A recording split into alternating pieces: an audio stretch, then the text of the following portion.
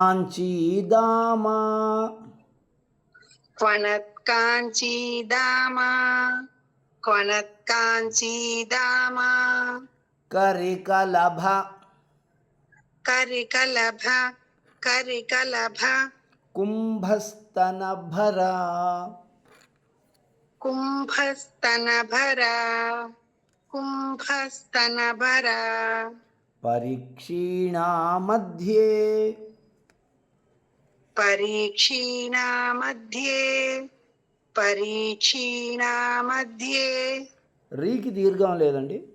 పరీక్షీణా మధ్యే పరీక్షీణా మధ్యే పరీక్షీణా మధ్యే పరిణత పరిణత పరిణత శరచంద్రవదనా శరచంద్రవదనా శరచంద్రవదనా ధనుర్బాణాన్ పాశం ధనుర్బాణాన్ పాశం ధనుర్బాణాన్ పాశం ధనుర్బాణాన్ పాశం ధనుర్బాణాన్ పాశం ధనుర్బాణాన్ పాశం శృణిమపి శృణిమపి శృణిమపి దధానా కరతలైః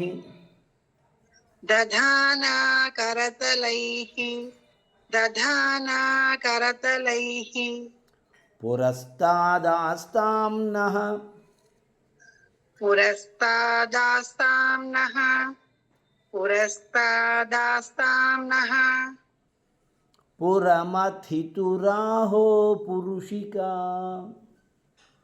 పురమధితురాహో పురుషికా పురమధితురాహో పురుషికా ఉత్తమన్యే మహోదయ. బాగా చెప్పారు. ఒకసారి శ్లోకం వినండి, పూర్తిగా నేను చదువుతాను. క్వణత్కాంచీదామా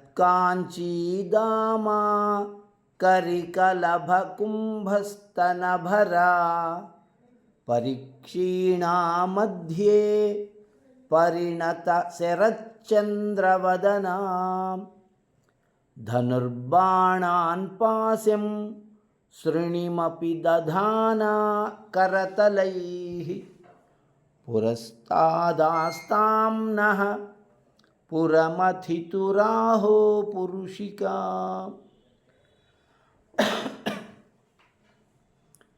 ఎన్నో జన్మల పుణ్యానికి నోచుకొని ఉన్నాం కనుక ఇటువంటి అత్యద్భుతమైనటువంటి దివ్యమైనటువంటి అమ్మవారి స్వభావ స్వరూపాలని తెలియజేసే కావ్యాన్ని చదివేటువంటి భాగ్యం మనకు కలిగింది. ఇటువంటి శుభ సాయంకాల సమయంలో ప్రతిరోజు ఈ విషయంలో ఎలాంటి సందేహం లేదు. మొదటి శ్లోకమే మనకు చెప్పింది అని మనం చెప్పుకున్నాం. కథమకృత పుణ్య ప్రభవతి. పుణ్యము చేసుకోనివాడు అమ్మవారిని నమస్కరించడానికి ఎలా అర్హుడవుతాడండి అంటే పుణ్యం చేసుకున్న వాళ్ళే అమ్మవారిని స్తోత్రం చేయడానికి అర్హులవుతారు అని. కాబట్టి మనం అలాంటి పుణ్యం చేసుకున్న వాళ్ళం అని చెప్పుకోవడంలో అతిశయోక్తి లేదు. అమ్మవారి అనుగ్రహం ఉంది. మనం అలా చెప్పుకుంటే అమ్మవారి అనుగ్రహానికి పాత్రలం అయ్యామనే అర్థం. అందులో అతిశయోక్తి గర్వము ఏమీ లేవు. చూడండి, స్వామివారు ఎంత చక్కటి విషయాన్ని చెప్తున్నారంటే అమ్మవారి యొక్క నడుము ప్రదేశాన్ని వర్ణిస్తున్నారు స్వామివారు. క్వణత్, కాంచి, దామ 3 పదాలు ఉన్నాయి. క్వణత్ శబ్దము చేస్తూ ఉన్నదైన. క్వణత్ అంటే శబ్దము చేస్తూ ఉన్నదైనటువంటి కాంచీదామ, బంగారపు వడ్డాణము కలది. కానీ నడుముకు ఒక వడ్డాణం ఉంటుందండి. ఆ వడ్డాణానికి కొన్ని ఇంకా ఏమో పూసలు లాంటివి పెట్టుకొని ఉంటారు కాబట్టి అది శబ్దం చేస్తూ ఉంది. కొణత్ శబ్దం చేస్తూ ఉన్నదైన అలాంటి వడ్డాణము కలిగి ఉన్నది. ఆ వడ్డాణము పైభాగంలో కరి కలభ, కరి అంటే ఏనుగు, కలభ అంటే ఏనుగు పిల్ల. కరి కలభ ఏనుగు పిల్ల, ఏనుగు యొక్క కుంభస్థలం, పిల్ల ఏనుగు యొక్క తల భాగం పైభాగం ఎలాగైతే రెండు కొండల్లాగా కనిపిస్తూ ఉంటాయో ఆ విధమైనటువంటి స్తనభర కుచములను ధరించి ఉన్నటువంటి అమ్మ.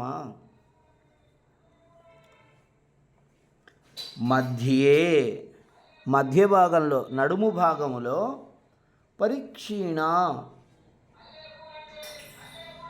కృషించి ఉన్నదైనది, సన్నదైన నడుము కలిగినటువంటిది.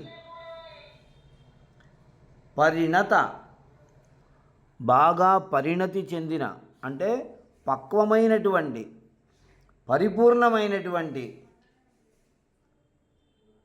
శరత్ చంద్ర, శరదృతువులో ఉండే చంద్రుని వంటి, శరదృతువులో చంద్రునికి ఎక్కువ కాంతి అన్నమాట. అటువంటి వదనా ముఖము కలదైన శరత్కాలీన చంద్రుని వంటి పరిపూర్ణమైనటువంటి ముఖం కలిగినటువంటి అమ్మ, నీవు ఏమేమి ధరించావమ్మా అంటే ధనుర్బాణాన్, ధనుస్సును ధరించావు, విల్లు, బాణాన్ బాణములను ధరించావు, పాశమును ధరించావు. అమ్మవారి చిత్రపటంలో చూడండి తెలుస్తుంది. ధనస్సును, బాణములను, పాశములను, శృణిం అపి అంకుశమును దధానా ధరించి ఉన్నదానా. వీటిని ధరించాలంటే ఎలా ధరిస్తారు? కరతలై చేతులతో, 4 చేతులతో 4 అంశాలని, ధనస్సును, బాణాలను, పాశమును, అంకుశమును, 4 ఆయుధాలని ధరించి ఉన్నదానా 4 చేతులతో. పురమతితు త్రిపురాసురులు అనే రాక్షసులను మతితు సంహరించిన వాడైన మహాశివుని యొక్క పురుషిక అహంకార స్వరూపిణి అయినటువంటి ఓ భగవతి, ఆయనకి నేను అని చెప్పుకునేదా రూపములో ఉండేటువంటి ఓ అమ్మ, నహ మా అందరి యొక్క పురస్తాత్ ఎదురుగా ఆస్తాం నీ వచ్చి కూర్చుందువుగాక. పురస్తాదాస్తాం నహ ఉంది చూసారా, నహ అంటే మా అందరి యొక్క, పురస్తాత్ ఎదురుగా ఆస్తాం నిలుచుందువుగాక, మా అందరి ఎదురుగా వచ్చి నీవు కూర్చుందువుగాక అమ్మ అని స్వామి ఇలా అమ్మవారిని స్తోత్రం చేస్తూ ఉన్నాడు. అమ్మా, నీ వడ్డాణము కాంచనం అంటే బంగారం, కాంచీదామ అంటే బంగారపు వడ్డాణము అని ఒక అర్థము. రెండోది కాంచీదామ అంటే ఒక పట్టు నూలు వస్త్రం, పట్టు దాన్ని ఏమంటారంటే దారం అన్నమాట. దామ అంటే దారం. దామోదర అని స్వామికి కూడా పేరుంది కదా. ఎందుకు దామోదర అని పేరు వచ్చిందంటే యశోదాదేవి ఆయన్ని పెద్ద తాడు తీసుకొని నడుముకు కట్టేసి రోలుకు కట్టేసింది. అదే తాడంటే మరీ తాడు కాదు, దారం అంటే దారము కాదు. గొల్లవాళ్ళ ఇంట్లో ఏముంటాయి, మజ్జిగ చిలుక్కోవడానికి ఉపయోగించేటువంటి తాళ్ళు ఉంటాయి. దానితో కట్టివేసింది. అది దామ. దామ ఉదరహ. అటువంటి త్రాడు ఉదర కడుపు భాగమునందు కలవాడు దామోదరుడు. ఆ తాడు ఆమె కట్టేసినటువంటి ఏదో ఒక 10 నిమిషాలు పావుగంట ఉంది. కానీ ఆ తర్వాత ఆ మచ్చ నేటికి ఉంది ఆ స్వామికి, ఆ తాడు వల్ల ఏర్పడినటువంటి మచ్చ. కాబట్టి ఇప్పటికీ ఆయన్ని దామోదరుడనే పిలుస్తున్నాం మనం. అలా ఇప్పుడు ఇక్కడ అమ్మవారిని మనము దామోదరి అని పిలవాలి. అటువంటి ప్రయత్నమే చేస్తున్నారు శంకరాచార్య స్వామి వారు. కాంచీదామ అంటున్నాడు. ఈ పట్టు నూలు కలిగి ఉన్నటువంటి అమ్మ, ఈ అదేమిటది ఏనుగు పిల్ల యొక్క తల భాగము మనం గమనించినట్టయితే ఏనుగు కూడా అట్టాగే ఉంటుంది. కానీ ఏనుగును మనం గమనించినప్పటికీ బాగా పరిశీలిస్తే కానీ ఈ విషయం తెలియదు. కానీ ఏనుగు పిల్లను గమనిస్తే మాత్రం 2 కొమ్ముల్లాగా ఉంటాయి. దానికి పైన తలపైన కళ్ళపైన భాగంలో దాన్ని కుంభస్థలం అంటాం ఏనుగుని. ఆ ఏనుగు పిల్ల యొక్క కుంభస్థలం ఎలా ఉంటుందో ఆ విధమైనటువంటి పోలిక కలిగిన కుచెములు కలిగినటువంటి ఓ తల్లి,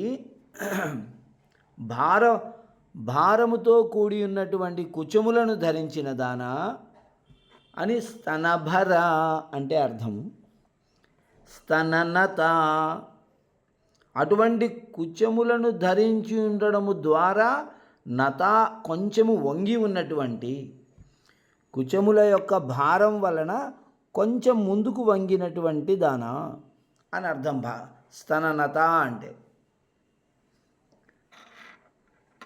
అటువంటి నీవు మధ్య భాగంలో ఈ సన్నగా అంటే నడుము ఆడవాళ్ళకి చిన్నగా ఉంటుంది. అది ఉత్తమ స్త్రీ యొక్క లక్షణం.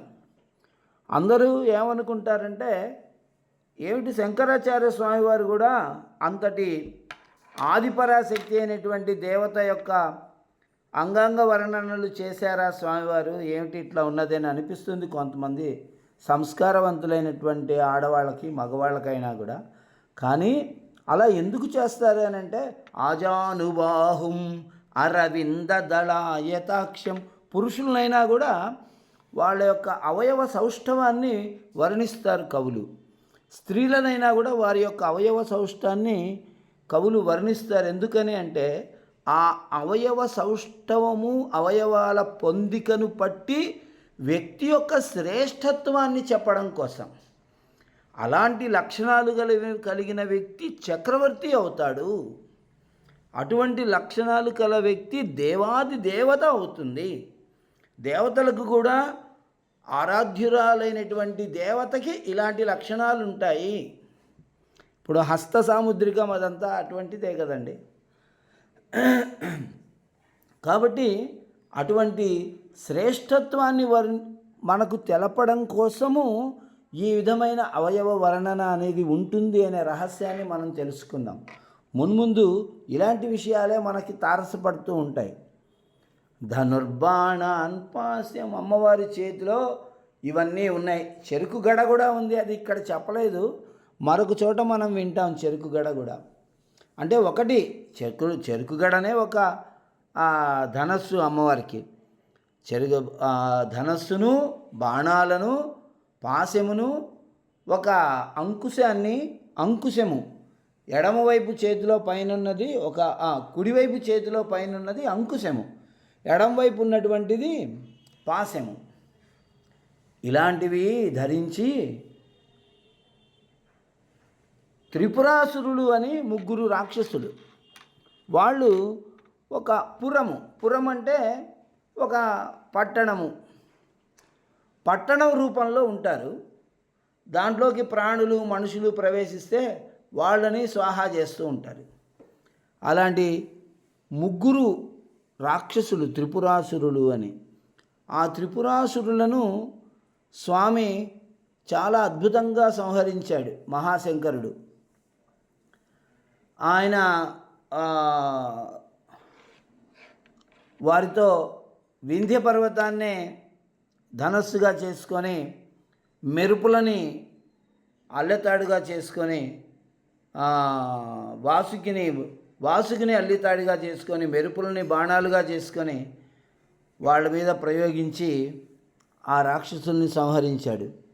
కనుక అటువంటి శౌర్య ప్రతాపాలు కలిగినటువంటి దేవాది దేవతలకు ఎవరికీ సాధ్యం కానటువంటి అసాధ్యమైన కార్యాన్ని చేసినటువంటి శంకరునికి పురుషిక నేను అని సగర్వంగా చెప్పుకోవడానికి ఉపయోగపడుతున్నదానా? శంకరుడు నేను అన్నాడంటే అక్కడ అమ్మవారు కూడా ఉన్నది కదా, అర్ధనారీశ్వర తత్వం కదా వాళ్ళది. కాబట్టి శంకరుడు నేను అని అన్నాడంటే అందులో అమ్మవారు కూడా ఉన్నది. కాబట్టి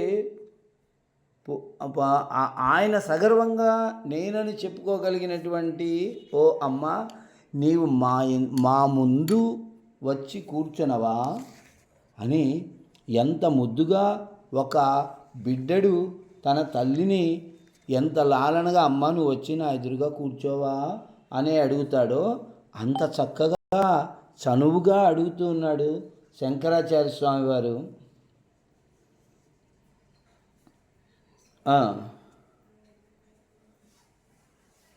కాబట్టి ఆమెను అలా పిలవడానికి ఆయన ఉపయోగిస్తున్నటువంటి విశేషణాలు ఇవి. శరచంద్రవదన పరిణత అంటే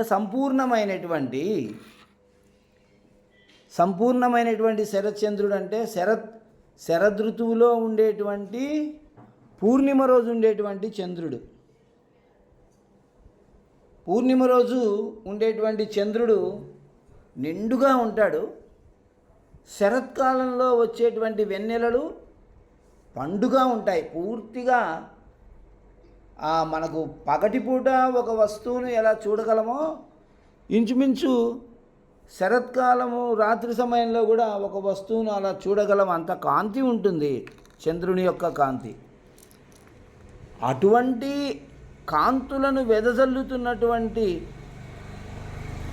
ముఖము కలది కాబట్టి అమ్మవారి ముఖము నుండి వస్తున్నటువంటి కాంతులు తీవ్రంగా లేవు, ఆహ్లాదకరంగా ఉన్నాయి. వెన్నెలలో మనమందరం విహరించాలి అని కోరుకుంటాం, ఆడుకోవాలి అని అనుకుంటాం, ఆహారం తీసుకోవాలి అనుకుంటాం, నిద్రపోవాలి అని అనుకుంటాం. కాబట్టి అలా వెన్నెలను చూస్తూ అలా కాలం గడిపేయాలి అని అనుకుంటుంటాం. అటువంటి వెన్నెలలో ఉండే చల్లదనము, ఆనందము మొదలైన అన్ని లక్షణాలు కలిగినటువంటి ఓ అమ్మ అని శంకరాచార్య నీవు నహ పురస్తాద్ మా ఎదురుగా వచ్చి కూర్చోవమ్మా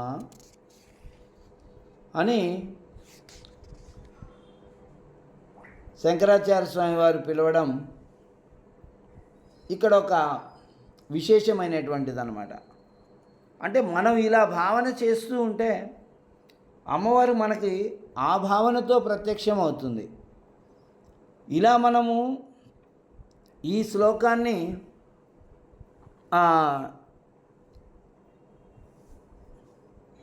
అనుసంధానం చేసుకోవడం ద్వారా, ఈ శ్లోకాన్ని మనం అభ్యాసం చేసి పఠించడం ద్వారా మనకు కలిగేటువంటి ఫలం ఏమిటండి అని అంటే శత్రువులపై జయము. ఈ శ్లోకంలో అమ్మవారి చేతుల్లో ధనుర్బాణాలు, పాశము, అంకుశము ఉన్నాయి అని, ఆయుధాలు ఉన్నాయి అని మనం చెప్పుకుంటూ ఉన్నాం. కాబట్టి ఈ శ్లోకాన్ని మనము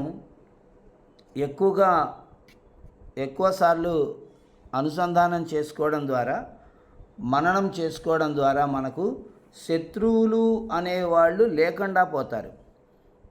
ప్రతి మనిషి ఎంత మంచివాడైనా మరొక వ్యక్తి చెడ్డవాడై ఉండి అతడు మన పట్ల శత్రుత్వం కలిగి ఉంటారు.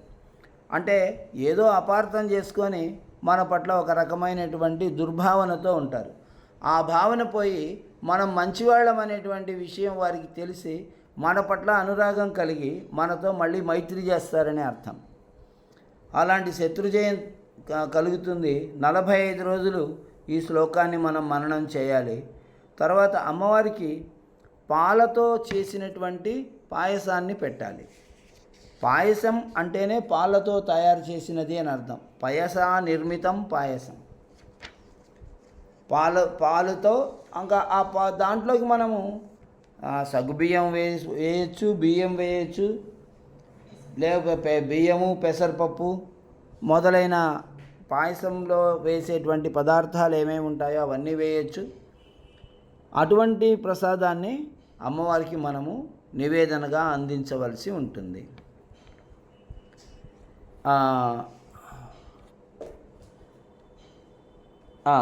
ఈ విధంగా మనకి శంకరాచార్య స్వామి వారు ఒక్కొక్క శ్లోకంలో ఒక్కో విధమైనటువంటి విశేషాంశాలని తెలుపుతూ ఉన్నారండి. ఆ విశేషాంశాలని మనం తెలుసుకుంటూ